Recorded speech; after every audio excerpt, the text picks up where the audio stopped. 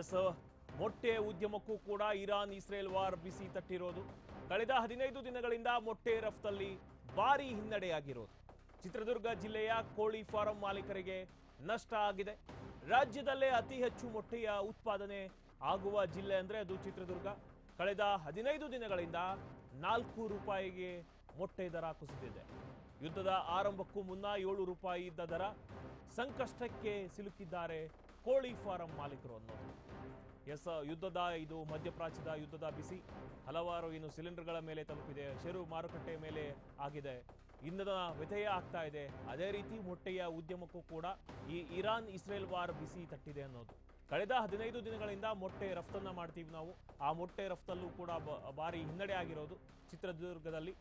ಅಂದ್ರೆ ರಾಜ್ಯದಲ್ಲಿ ಅತಿ ಹೆಚ್ಚು ಮೊಟ್ಟೆಯ ಉತ್ಪಾದನೆ ಆಗೋದು ಚಿತ್ರದುರ್ಗದಲ್ಲಿ.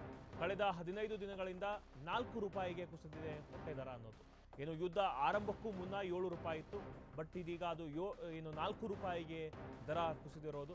ಇದರಿಂದ ಕೋಳಿ ಫಾರಂನ ಮಾಲೀಕರು ತುಂಬಾ ಸಂಕಷ್ಟಕ್ಕೆ ಸಿಲುಕಿದ್ದಾರೆ ಅನ್ನೋದು.